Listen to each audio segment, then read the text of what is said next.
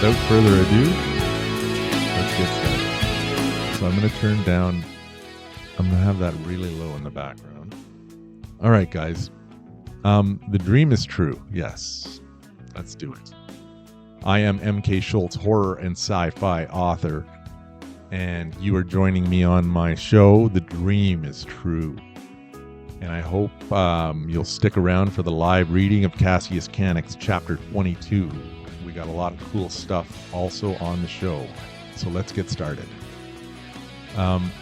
So the thing, dream's first breath. The dream's first breath. We start by, there's the fruit pyramid. All right, so I got some visuals only on Substack. Can you see the visuals, guys? So basically, the dream's first breath. The image there on your screen of the fruit, it's called the fruit pyramid. This is how I summoned the universe to guide me to my destiny of becoming an author. Wielding the fruit pyramid is a call for help when you are unaware of what kind of help it is that you need. For me, the call was answered by a powerful realization that suddenly manifested into reality when I finally found the mysterious dream that had been hidden from my true self for my whole life. I found my purpose, to be a writer.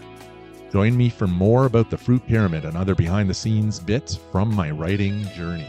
Please like, follow, and subscribe, and I need all you guys to help me out on this journey.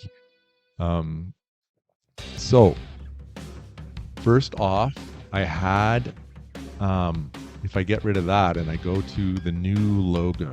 So the new logo, here it is, guys. Whoa, what do you think of that? So the new logo is sort of combining my blog with, I'm combining the blog with my, I'm going to say with my live show. So this is season 1, episode 22 of The Dream is True, whereas the blog is got its own number each week. So yeah, that's it for that. I got lots of visuals, cool things that I can keep on getting into. So welcome to season 1, episode 22.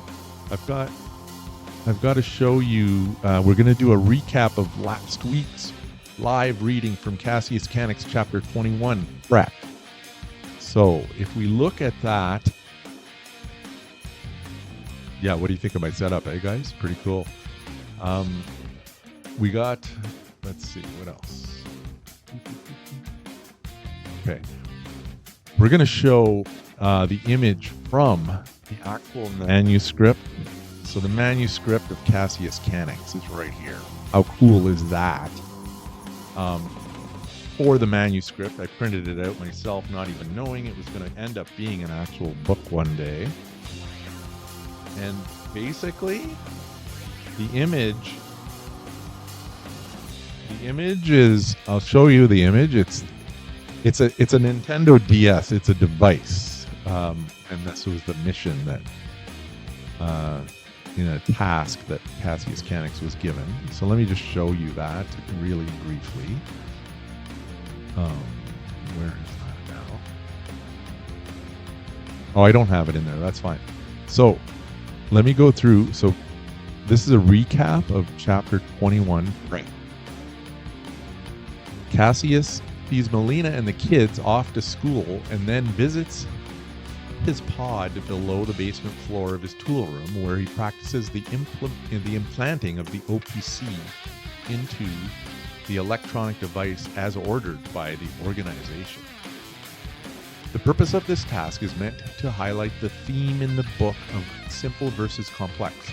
What appears to be a simplistic task reveals hidden complexities when the organic probe chip is revealed. The number 1279 that follow the chip acronym OPC have significance in the parallel lives of the author and Cassius. All right, got a lot to monitor here, guys. When Cassius successfully completes the first part of the task, Mr. O sends a notification on his phone along with further instructions and details pertaining to the task and the organization. Cass's trip to the organization is imminent. Cass speaks to Rock, and when he expresses worry and uncertainty, Rock admonishes him in a tone that foreshadows the importance of Cass's new life in the organization. Soon, all will be revealed. So we're coming to that in the next chapter. I can't wait to share that with you guys. My next live reading from Cassius Canics is today, and it is going to be Chapter 22, Schools Out. All right, next up, we have... Yeah, we're just going to do this. Old school way. Okay, so we got my first novel, Cassius Canics. This is a slow burn that turns into a raging fire and then teases for more. Buckle up. An ordinary man's life collapses after he is pursued by a powerful secret organization. The big question is, why him? He gradually comes to understand that he holds a mysterious dormant power within. When an unimaginable tragedy strikes his family, he defies the fundamental laws of the universe and travels through time to restore things back to normal. With cutting-edge technology, natural animals, and even time travel, experience a seemingly simple man's journey to destiny and greatness. And we will be reading from that later on.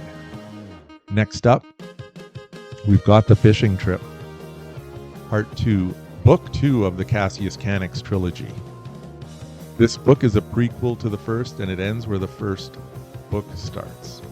New, super cool character backstories will have you longing for more. Buckle up extra tight for this.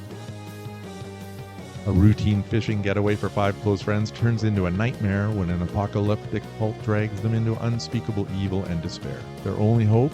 A powerful time traveler racing against fate to pull them back from the brink. All right, next up, Part 3 of the Cassius Canics trilogy, Equilibrium. This book is a continuation of Book 1 and ties in Book 2's revelations for the finale. Will there be more to the story? Nothing can prepare you for equilibrium. Brace yourself. Cassius Canics and the organization face their greatest threat yet, evil incarnate. An alien being named Dade is determined to rob Cassius of everything he's become. In a race against the destruction of the planet, he strives to restore balance. The fate of the world hangs on Cassius Canics finding his true power, a mysterious power called Equilibrium. Yeah, that's it for that one. And then we have The Muse. This book is inspired by 80s slasher movies, Stephen King horror, and American Psycho.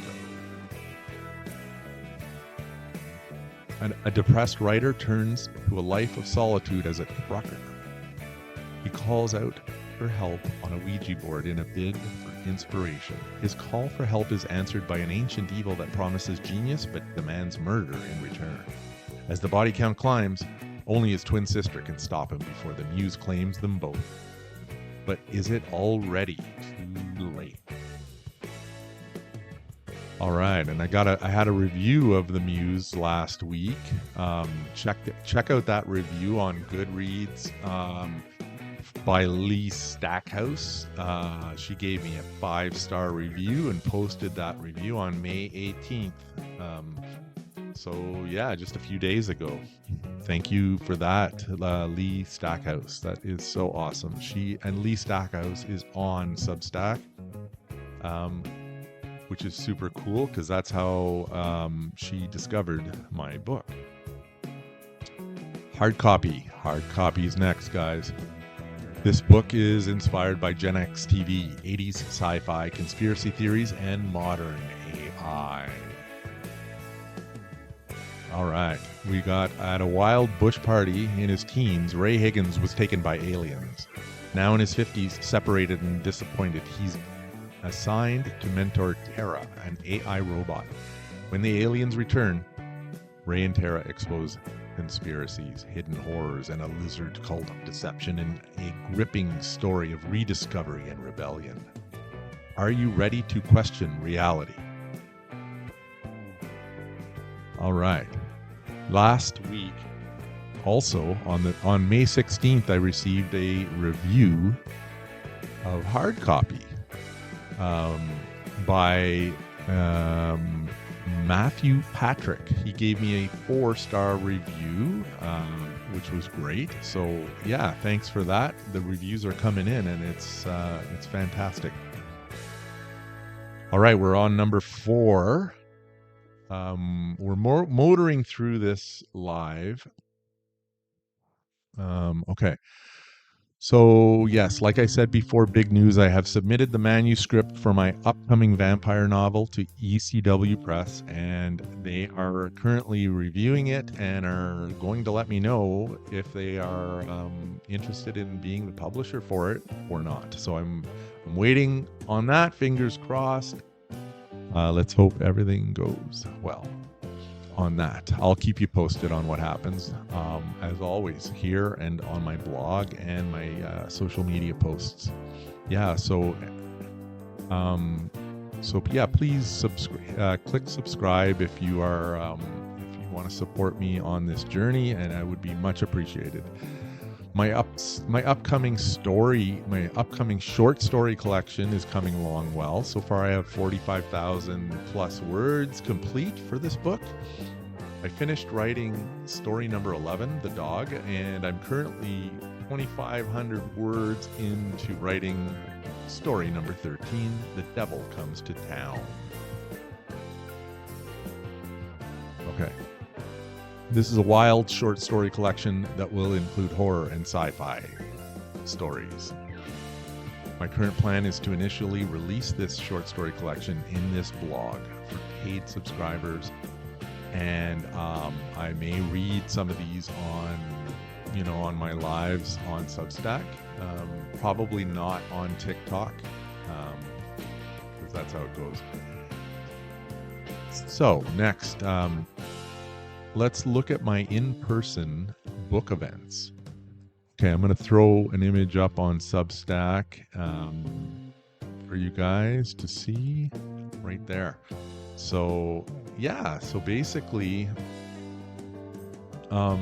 pre-loved books, all things bookish market happened last Saturday. I had a super great time. I had a great day at Walter Baker Park on Saturday. It was so much fun talking to book lovers and authors alike. I shared my booth with Mary Jean Harris and had a lot of cool author talk with her throughout the day. Thank you, Mary Jean. I was grateful to sell 10 books spanning my entire catalog at this book event. I also received 11 new subscribers to my newsletter on Substack. So yes, thank you so much for that. The dream is true. Thank you to the organizer, Isabel Rosell, for welcoming me to be a part of this great event. Special thanks to a fellow Mark for staying by to help me set up our canopy and for buying me a water after my entire water spilled all over the ground. What a great gesture. Thank you so much. My next book event is in June, and stay tuned for that one. I'll be posting that up very soon to give you guys a heads up. All right, next up on the program, we have the Bookish Spotlight. Bookish Spotlight today is on this guy, James Lackey.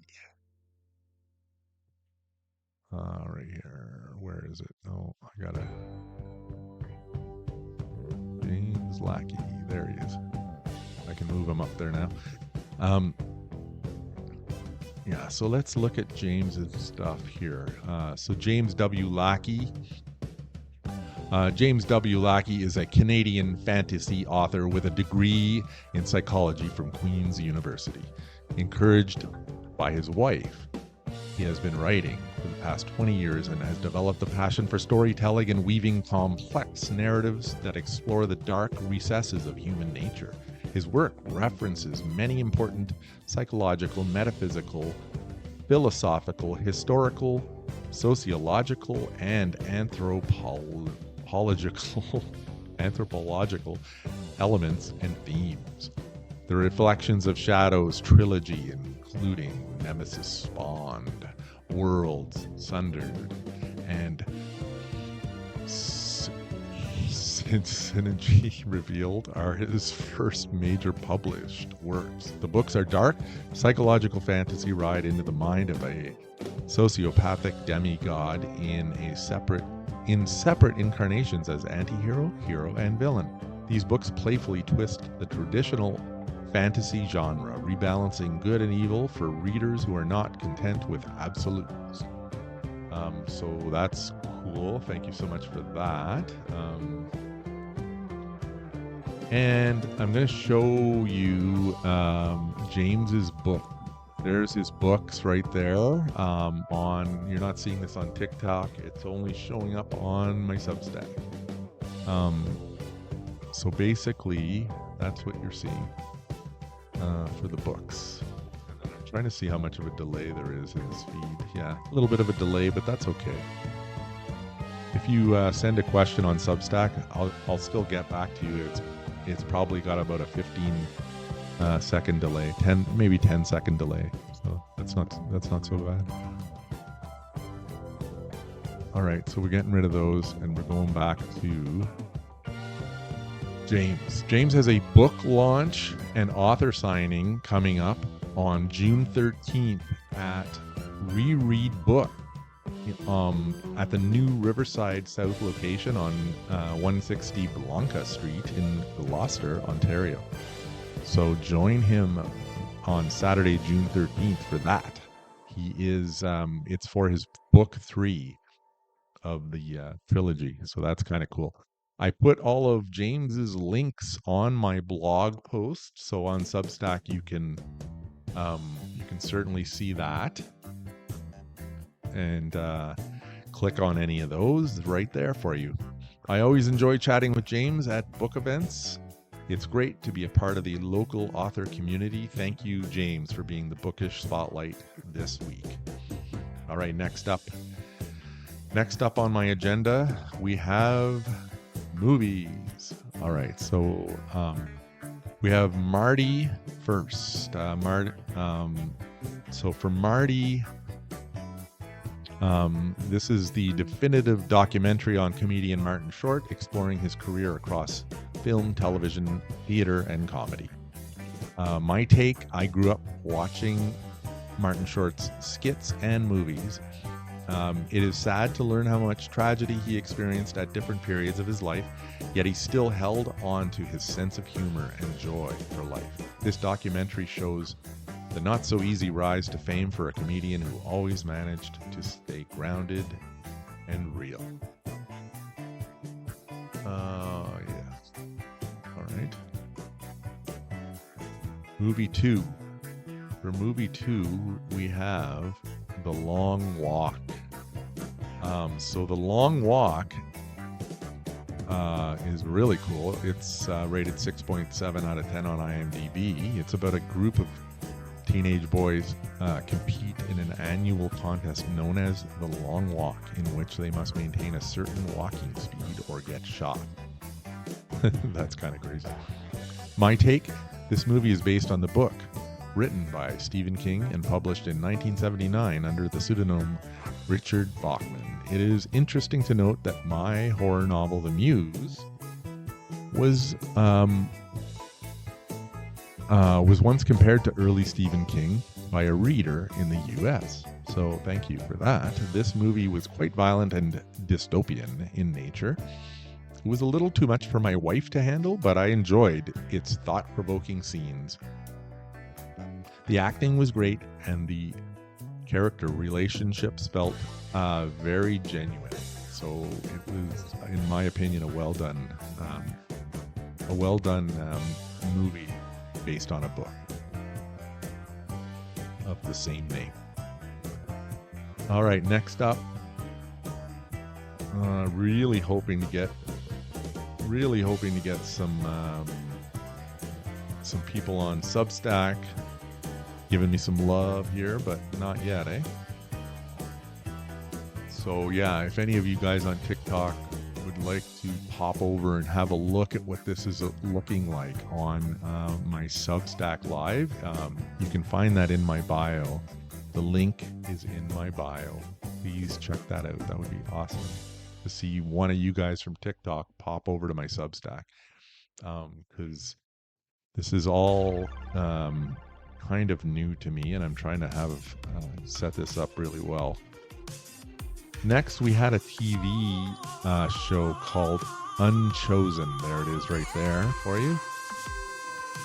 And basically, this is about Rosie is a devoted wife and mother in a conservative Christian cult, and her meeting with escaped convict Sam triggers her dangerous journey toward freedom and sexual discovery.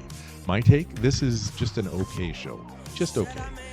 Still, it does have its moments, and the ending was a neat surprise. I'm glad it is a limited series with only 6 episodes. I felt it was worth the watch. So that's that one.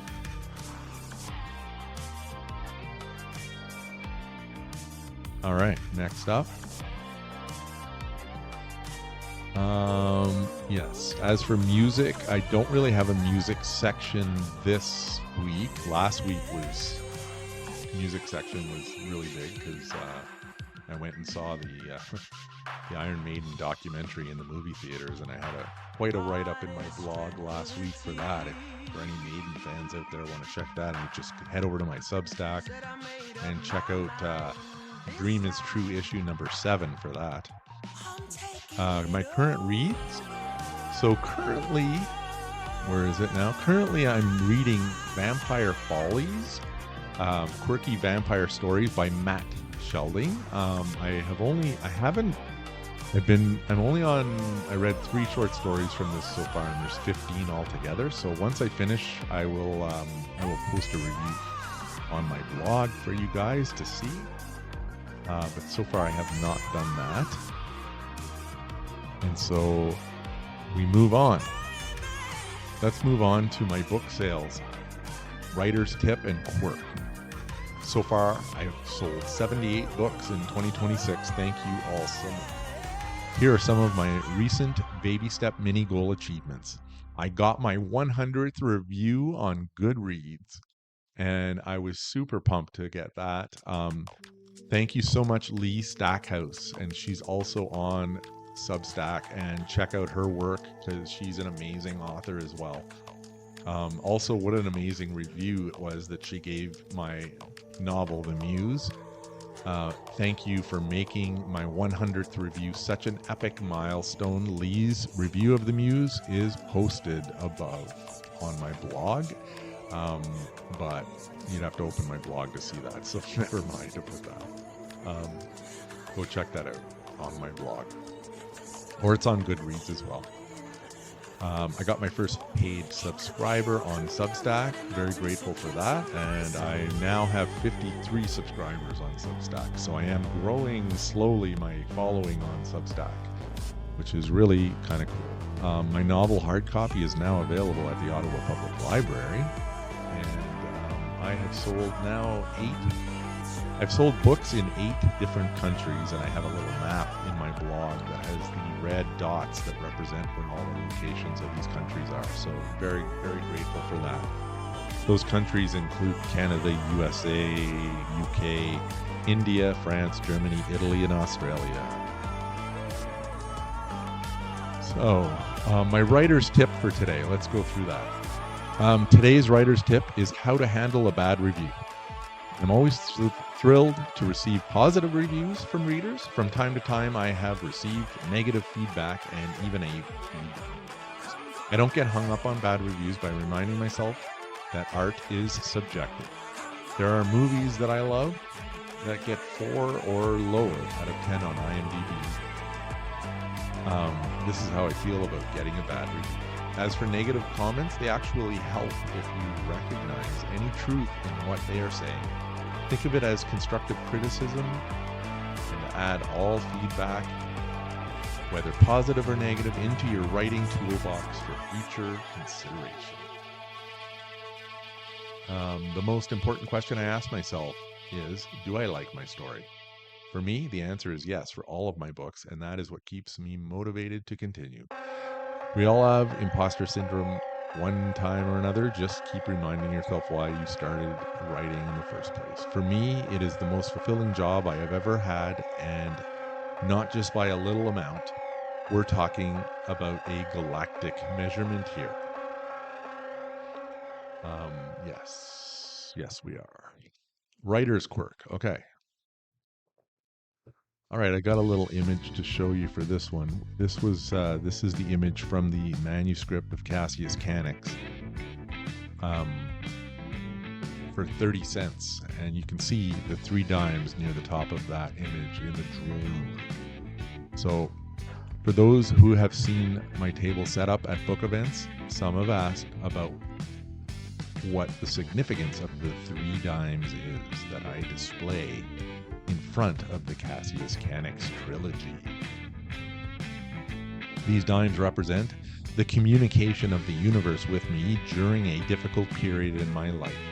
During this period, I looked for signs that something new was coming soon to rescue me from my perceived imprisonment from a job that failed, to provide the fulfillment that I so desired. When I found the first dime on the ground, I remember opening the door of my car and looking for some kind of sign, and there it was on the ground, right where I was about to place my foot to step out of the car. I saved the dime and put it in a drawer at work, where I would see it as a reminder every time I looked into the drawer. Because I have always been fascinated by the number 3, I continued to watch out for 2 more dimes to complete the set. The other 2 dimes were presented to me separately in strange coincidence that matched my discovery of the first dime.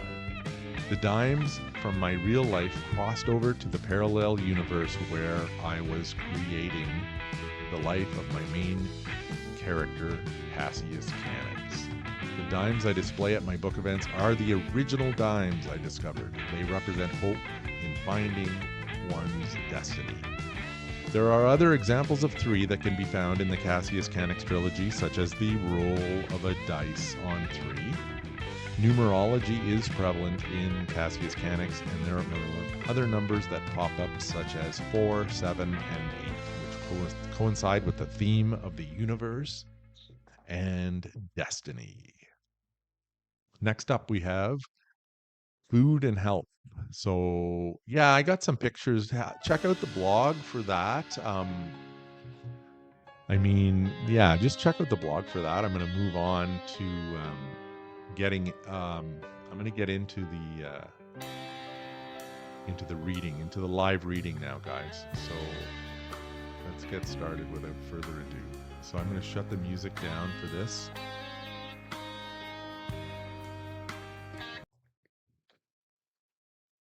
All right. We'll probably let's get over to Spotify.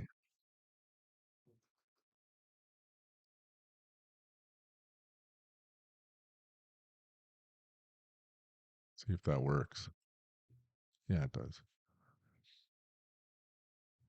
Okay.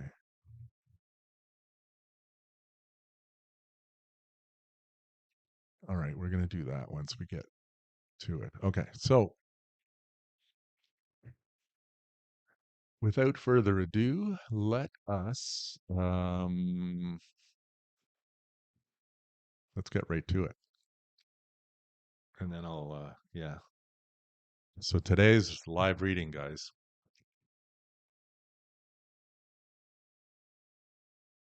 All right. Today's live reading from Cassius Canix is called School's Out.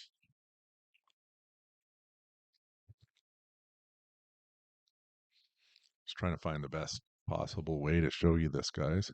Let's get rid of that image, though, first of all. Yeah. Okay, back to this. All right, lots on the go. School's out. All right. Chapter 22, School's out. Excuse me. Thanks to Melina, Marcus had already went on a date with her work friend Isabella, so Cass knew it wouldn't be a stretch for him to provide backup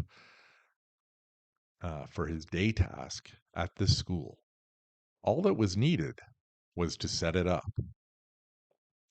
Hello? Yeah, hey there, Marcus. Cassius here. How are you? Oh, hey, Mr. Canix. What's up? I'm going to need you for an assignment that I have been given. Sure thing, sir. You name it. Anything you say. Well, first off, how did that date of yours go with Isabella the other night? Melina told me that Isabella seemed to really enjoy herself. You agree with that?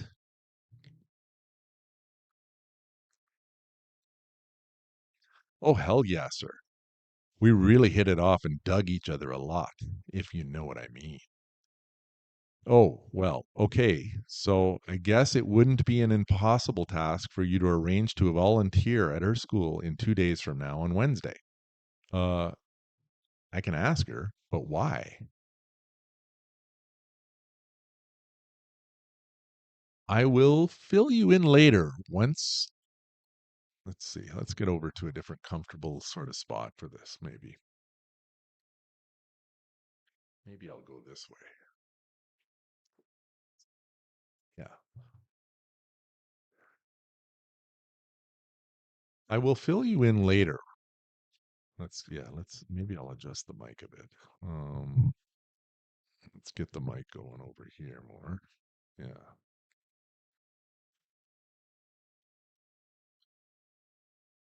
Little bit of an adjustment there.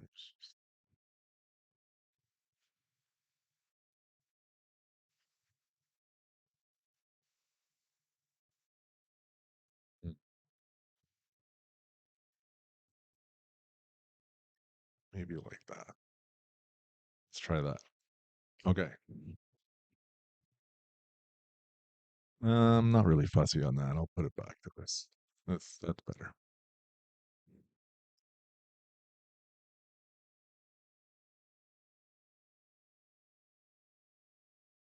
I will fill you in later once you confirm to me that it is doable with Isabella.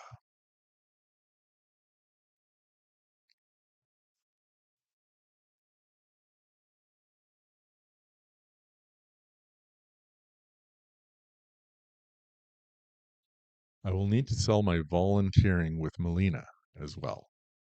We need to work fast on this. Tonight, we must convince the girls that we really want to help out on Wednesday. I can take care of it from my end and yours, all except for you gaining a buy in on the idea from Isabella. With or without her buy in, this has to happen, though, so be aware that it is ultimately up to me to get this into motion. Okay, Mr. Canix, what should I do then? Just tell Isabella tonight that your boss requested you to join him for a volunteering day in the class to help with the reading of stories, etc. I will sell it as I will sell it as part of the fun it would be for the kids to have two men volunteers to entertain them, and they'll love it. That afternoon, Cass had dinner ready for the family to welcome them when they got home. Immediately, he greeted Melina in a very excited manner when she got in the door and in an attempt to create a positive mood. Honey, supper is ready to go, and I have some good news to share with you. Oh, yeah, I could use it. What's up? Well, you know how you're always saying that volunteers are a precious and rare commodity at your school to help out? Yeah, where are you going with this? Well, I thought it would be I thought that I would like to help out on Wednesday in your class. I really want to before my business trip so that I have some added memory to take with me, seeing as though I'll be away for so long. Really, Cass? I think that's a fabulous idea and I can't wait, and the kids will be thrilled. Well, that's not all. Seems that Marcus had a pretty good date with that Isabella the other night. And when I was speaking with him today, I told him about my plan to volunteer at the school and suggested that he do it too. We could tag team the kids and read stories and whatever else you need us to do. Oh my, Cass, I can't believe this. I love the idea. This is amazing, Cass. I can't wait to tell the kids tomorrow that you guys are coming on Wednesday. Then it's a done deal, he thought to himself. Huh, partial truths. Isabella bought into the proposal immediately, and the setup for Wednesday was complete.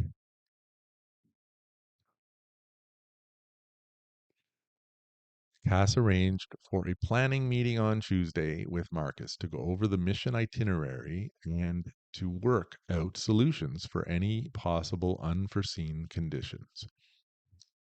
It would be 9 a.m. the next day when Marcus would pull into the Canics driveway. Cass waiting for him on the front steps. Hello, Marcus. How are things? Good, sir. Call me Cass. Okay, will do. So, what are we doing at the school?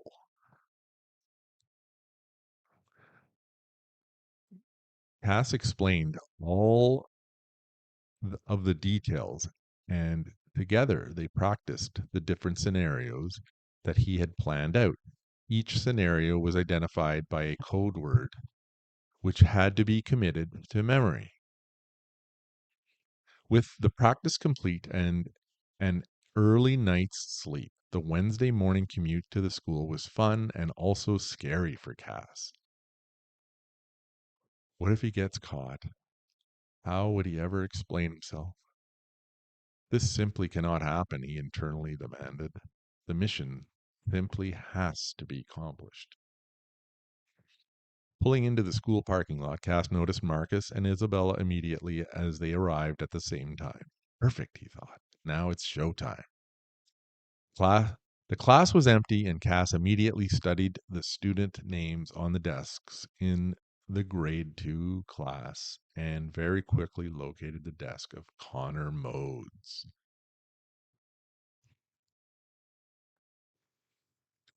Discreetly pointing this out to Marcus, they sat at the back of the class to wait while the students made their way in.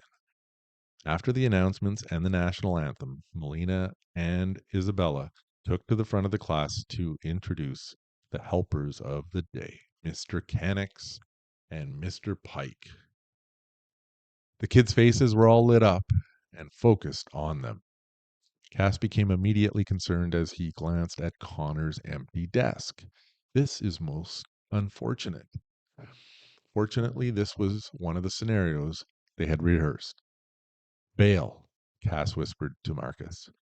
But before they could put the plan into action, a boy with his father appeared at the doorway. Oh, good morning, Connor. We are so glad you are here. Come on in, Melina said. Mm, mm, mm. Sorry that I got him here late. I'm a very busy man. My apologies. Cass was disgusted to see the man and wanted to so very much to follow him out and just off him. But that was not the mission. No, the mission would do just fine. It would ruin him in a different way, he thought. Now on with it, quickly as possible. The first exercise of the morning would consist of reading some stories on the mat. While Cass and Marcus took turns reading, Melina and Isabella worked on the preparations of the other side of the classroom. During the reading, Cass saw it. Connor's device. He was holding it in his hand. Just then, some of the other kids made a fuss about it and piped up to Mrs. Cannix that Connor had his game again. Now, Connor, you know the rules. Please give me the device right now. And with that, he snatched it out of his hand and proceeded to place it in a drawer in the teacher's desk.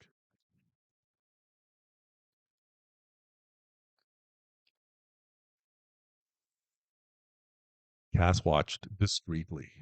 After a few minutes, he signaled to Marcus. Moments later, Isabella suddenly cried out a loud yelp, followed by, "Melina, call 911. Something is wrong with Marcus. Marcus is having a seizure." And as he pulsed and shook and writhed all about on the floor, the children were horrified. During the commotion, Cass frantically started rummaging through the drawers of the teacher's desk. "What are you doing, Cass?" Melina screeched. "Looking for sweets for Marcus. He is diabetic." Snatching the candy bar he knew would be there, he also was able to swap out the device in the drawer with the identical one that he had in his pocket. During the administering of the candy bar to Marcus, he yelled out to cancel the call to 911. Isabella was in the process of making the call and told the operator what was happening.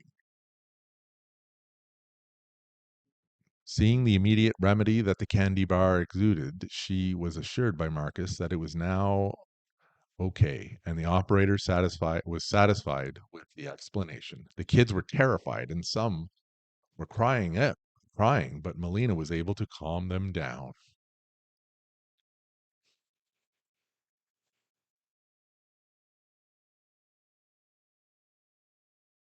Then Marcus immediately took to the floor to announce that he was okay, and that he wanted to use the experience to teach the children about what happened to him. During his lesson to the children, oh, we got some like happening here. Not sure. I don't see. If anybody, yeah, I mean, any comment you can do on Substack. Oh, okay, there he is. There he is. Okay, I'm on. Yeah, we got a different setup going on here. This is a experimental day, let me tell you.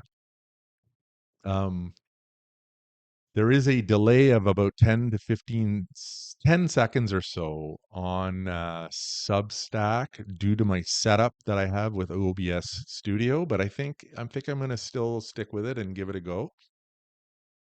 The sound, okay. Oh, I'm glad it sounds good because according to my setup, my headset should pick up exactly how the sound sounds to my viewers. So all I need is a windscreen for that little poof sound that the mic picks up. But yeah, it's a pretty cool setup. I'm pretty pumped about it.